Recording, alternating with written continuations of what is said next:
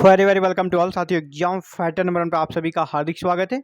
UGC net JRF classes 2024 में आप सभी का स्वागत है। और आपका एग्जाम्स कब है? 16 जून 2024 को। तो हमारा टारगेट है मिशन जेआरएफ फतह। मिशन जेआरएफ फतह अगर आप भी चाहते हैं जेआरएफ क्रैक करना, जून 2024 में आपको जेआरएफ मिले, तो आप क्लासेस को जल्द से जल्द ज्वाइन करें, क्योंकि यहाँ हिस्ट्री की बेस्ट प्रिपरेशन हो रही है और पूरे डिटेल्स में स्मार्ट स्ट्रेटजीज के साथ हम लोग वैसे टॉपिक को कवर करेंगे, क्योंकि आपके पास समय अभी 2 महीने से भी कम है। आप पूरे हिस्ट्री को अगर पढ़ेंगे, ancient history, medieval history, modern history, world history, फिर इतिहास लेखन, है ना, तो आपके पास समय कहाँ है? कम से कम 6 से 8 मंथ चाहिए आपको फुल प्रिपरेशन के लिए। यहाँ पर उतना समय है नहीं, तो आपके पास 2 मंथ से भी बिलो समय है, कम समय है। तो आपको क्या करना चाहिए? स्मार्ट तरीका अपनाना चाहिए, वैसे वैसे टॉपिक से पढ़ना चाहिए प्रीवियस ईयर को देखते हुए, जहाँ से प्रश्न अक्सर आते ही आते हैं और आगे भी आएंगे। तो चलिए, वैसे ही हम लोगों ने एक टॉपिक को चुना है आज। मॉडर्न इंडियन हिस्ट्री का बहुत ही इंपॉर्टेंट सेक्शन है, जो आपके सिलेबस के यूनिट 7, सिलेबस का कौन सा यूनिट है? ये 7, यूनिट 7 को निकालेंगे सिलेबस का, तो आपको ये टॉपिक मिल जाएगा, इलाहाबाद की संधि। तो इलाहाबाद की संधि कब हुई थी? 1765 में, 1765 में इलाहाबाद की संधि हुई थी। तो इसके थोड़ा बैक में भी जाना जरूरी है अच्छे से अंडरस्टैंडिंग के लिए। आपको पता होगा साथियों कि 23 जून 1757 को एक युद्ध हुआ था इतिहास में, 23 जून 1757 को, और उस युद्ध को हम लोग क्या नाम से जानते हैं? प्लासी का युद्ध। तो प्लासी के युद्ध के माध्यम से बंगाल में अंग्रेजी सत्ता का प्रवेश हुआ। तो प्लासी के युद्ध के बाद अंग्रेज कैसे राजनीति में यहाँ पर हस्तक्षेप उन्होंने करना आरंभ कर दिया। उसका कैसे राजनीति, उसकी महत्वाकांक्षा जाग गई। तो चलिए थोड़ा बैक चलते हैं। इलाहाबाद की संधि के पहले क्या क्या हुआ था? तो प्लासी का युद्ध हुआ 23 जून 1757 को। आपसे पूछा जाता है प्लासी के युद्ध किसमें कंपनी का गवर्नर कौन था? तो रॉजर ड्रैक प्लासी के युद्ध में गवर्नर थे, और इसमें सेनापति थे क्लाइव। तो क्लाइव ने जिस प्रकार महत्वपूर्ण भूमिका निभाई, इसके बाद उसे कंपनी का गवर्नर बना दिया गया। और क्लाइव का जो कार्यकाल था 1757 से 1760 रहा। इसके बाद क्लाइव वापस इंग्लैंड चले गए 1760 में। लेकिन 1760 में ही उसे कह सकते हैं 1760 में जो वापस चले गए, तो फिर उसे बुलाया गया, है ना। कब बुलाया गया? 1765 में। क्लाइव 1760 में इंग्लैंड वापस चले गए, उसे बुलाया गया 1765 में, 5 साल के बाद। और क्यों बुलाया गया? एक बहुत ही महत्वपूर्ण एग्रीमेंट पे साइन करने के लिए, एक बहुत ही महत्वपूर्ण संधि ट्रीटी पर बातचीत करने के लिए। और उसी संधि का नाम है इलाहाबाद की संधि। इलाहाबाद की संधि के लिए किसे बुलाया गया? क्लाइव को। कब? 1765 में। और इस दौर में यहाँ पर क्या हो गया था? जो बंगाल के नवाब थे आपका, पहले तो मीर जाफर थे, है ना, मीर जाफर की मृत्यु हो गई, और उसके बाद उसके अल्पायु पुत्र नजमुद्दौला को यहाँ पर बंगाल का नवाब बना दिया गया था, कठपुतली नवाब, जिसे कि अंग्रेजों ने बनाया था। इस प्रकार के यहाँ पर स्थिति थी भारत में। बंगाल का नवाब फिलहाल कौन था? नजमुद्दौला। और इसी के काल में इलाहाबाद की संधि हुई। इलाहाबाद की 2 संधियाँ हुई। और जैसा कि इलाहाबाद की संधि से पहले आपको और एक युद्ध याद रखना होगा, 1764 में बक्सर का युद्ध हुआ था। 1764 में कौन सा युद्ध हुआ था? बक्सर का। और इस बक्सर का युद्ध में क्या हुआ था? बक्सर के युद्ध के बारे में हम लोग को थोड़ा जानना पड़ेगा, तभी इलाहाबाद की संधि को समझेंगे आप।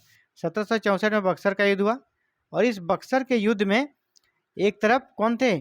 अंग्रेज, अंग्रेज थे एक तरफ, और दूसरे तरफ थे मुगल बादशाह, मुगल बादशाह, और तीन शक्तियाँ, मुगल, है ना, मुगल, इसके बाद अवध, और फिर मीर कासिम, है ना, मीर कासिम, जिसको कहते हैं बंगाल के नवाब थे।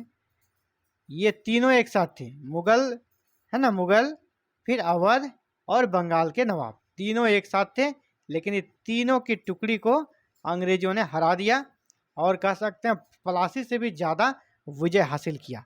यानी अब उनको इन्हीं तीनों शक्तियों के बीच कह सकते हैं एक संधि समझौता करना था, विशेषकर मुगल बादशाह और अवध के नवाब के साथ। मुगल बादशाह उसमें कौन थे? शाह आलम द्वितीय, और अवध के नवाब थे शुजा-उद-दौला। इनके साथ संधि करनी थी। तो इन्हीं संधि को हम लोग इलाहाबाद की प्रथम संधि और इलाहाबाद की द्वितीय संधि के नाम से जानते हैं। तो इलाहाबाद की प्रथम संधि कब हुई थी? आप डेट याद रखें, बहुत बार पूछा जाता है। 12 अगस्त 1765 को, 12 अगस्त 1765 को इलाहाबाद की प्रथम संधि हुई। और यह किनके किनके बीच हुई?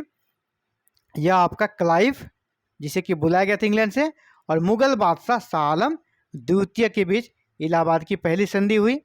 और इसके तहत क्या हो गया कि कंपनी को बंगाल, बिहार और उड़ीसा की दीवानी प्राप्त होगी। दीवानी क्या होगा? राजस्व वसूलने का, टैक्स वसूलने का अधिकार मिल गया। और इसके बदले में कंपनी ने क्या दिया? कंपनी ने इसके बदले में 26 लाख रुपए सालाना, 26 लाख रुपए सालाना किसको दिया? पेंशन के रूप में मुगल बादशाह शाह आलम द्वितीय को। 26 लाख रुपया, यहाँ 23 है, 26 लाख, तो 26 लाख रुपया सालाना मुगल बादशाह को देना स्वीकार कर लिया। और अवध भी इसमें था पार्टी, तो अवध को क्या बोला कि आप इलाहाबाद और जो कड़ा का जिला, इलाहाबाद और कड़ा जिला मुगल बादशाह को दे दीजिए, है ना। अवध से लेकर इलाहाबाद और कड़ा जो जिला था उसे मुगल बादशाह को दे दिया।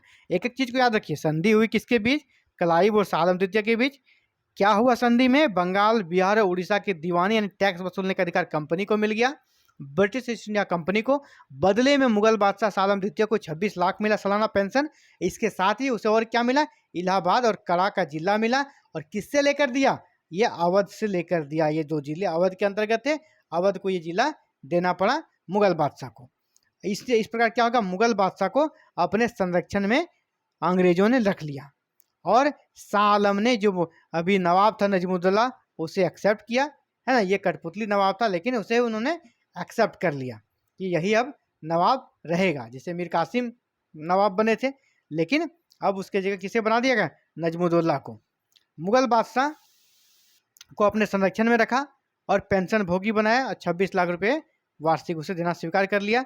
इसके साथ ही बाद में कंपनी ने क्या किया कि 53 लाख फिर लेकर 53 लाख दिया किसको?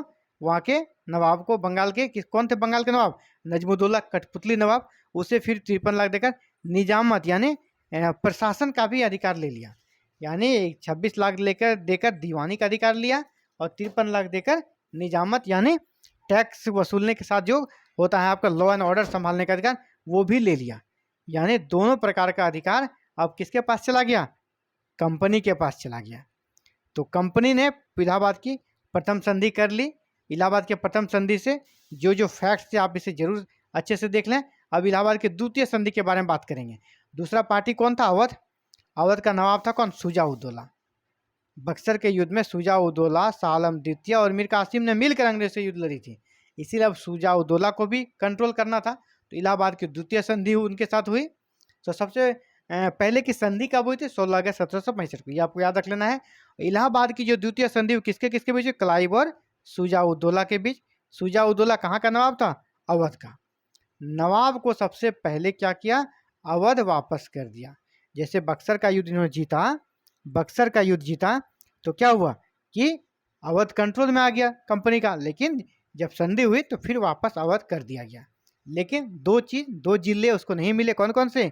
इलाहाबाद और कड़ा के जिले। से पहले ही संधि हमने डिस्कस कर लिया था। इलाहाबाद और कड़ा के जिले जो अवध के नवाब थे उसे किसे देना था? शाह आलम द्वितीय के। इन्होंने इसे शाह आलम द्वितीय को पहली संधि के तहत दे दिया था। यानी सारे इलाके वापस कर दिए, सिर्फ दो जगह छोड़कर इलाहाबाद और कड़ा के जिले वापस नहीं किए। और वापस नहीं किए तो किसे दे दिया? ये शाह आलम द्वितीय को दे दिया। और इससे कहा कि आपने युद्ध में बेवजह इनका साथ दिया मीर कासिम का, और आपने हमारे खिलाफ युद्ध लड़ा, तो आपको क्या करना होगा? युद्ध हर्जाना देना होगा, है ना। युद्ध के लिए हर्जाना देना होगा, आपको पनिशमेंट दिया जाएगा। और कितना देना पड़ेगा? 50 लाख। इसको कहा कि 2 किस्तों में देना है। 2 किस्तों में 25-25 लाख करके आपको युद्ध हर्जाना के रूप में देना होगा। और इसे नवाब ने स्वीकार भी कर लिया। इसके अलावे एक जो हुआ कंपनी का कह सकते हैं कि चमचा, ब्रिटिश इंडिया कंपनी का एक चमचा जमींदार हुआ करता था जिसका नाम था बलवंत सिंह। तो बलवंत सिंह, तो अब बलवंत सिंह जब युद्ध अंग्रेज जीत गए तो बलवंत सिंह ने भी चाहा कि हम भी फायदा ले लें। तो बलवंत सिंह ने क्या किया? कंपनी को कहा कि हमारे जो क्षेत्र अवध ने ले लिया है उसे भी आप वापस करा दें। तो इसके बाद क्या हुआ कि अवध के नवाब को जो जागीर उन्होंने ले लिया था, इससे छीन लिया था बलवंत सिंह से, उसे वापस करवा दिया। यानी संधि में और एक चीज क्या हुआ कि जागीरदार बलवंत सिंह की जागीर को अवध के नवाब शुजा उद्दौला ने वापस करने पर सहमति जताई और वापस कर दिया। अगला जो इन्होंने एग्रीमेंट किया वो कि नवाब के खर्चे पर, यानी नवाब के खर्चे पर एक अंग्रेजी सेना अवध में तैनात कर दी गई। अंग्रेजी सेना अवध पे तैनात कर दी गई, लेकिन उसका खर्चा कौन देगा? अवध का नवाब देगा। और अवध में करमुक्त व्यापार की अनुमति मिल गई, जिसके लिए कि अंग्रेजों को काफ़ी फायदा हुआ। बंगाल, बिहार और उड़ीसा में तो मिला ही था, अब अवध में भी उसे करमुक्त व्यापार मिल गया और अवध में उन्होंने सेना भी रख दिया, यानी अवध को दोनों तरीके से उन्होंने कंट्रोल करने का प्रयास किया। तो इस प्रकार कंपनी को बहुत ही फायदा हुआ दोनों संधियों से, है ना। 50 लाख रुपये युद्ध हर्जाना, इसे जरूर याद रखें, ये प्रश्न आता है बार बार, कितना युद्ध हर्जाना दिया, कौन कौन से जिले उन्हें वापस करने पड़े, है ना, किस जमींदार की जागीर लौटाई अवध के नवाब ने, सुजाउद्दौला ने, तो वो कौन थे, बलवंत सिंह। ये सारे पॉइंट्स हैं।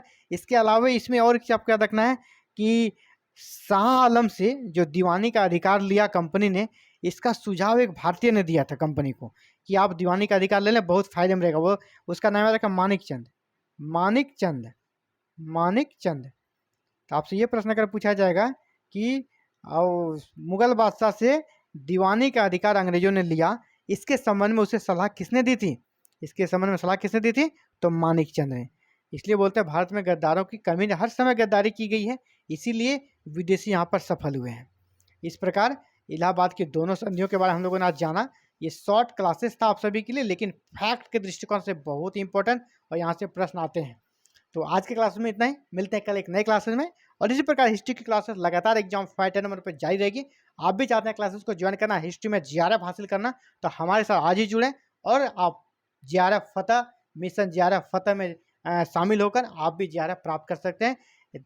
नेट जीआरएफ क्लासेस जो अभी चल रही है, इसके अंतर्गत आप जून में आप भी जीआरएफ क्वालिफाई कर सकते हैं। बस आप हमारे साथ जुड़े रहें। हमारे साथ जुड़ने के लिए आपको दोस्तों क्या करना है, बस चैनल को सब्सक्राइब कर लेना है, बेल आइकन को प्रेस करके ऑल बटन को क्लिक करना है। यहाँ सारे क्लासेस बिल्कुल फ्री है।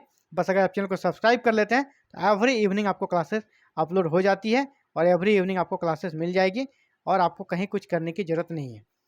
तो ये था आज का क्लास, मिलते हैं कल एक नए क्लास में। Thank you very very much for watching this video and connecting to exam fighter number 1।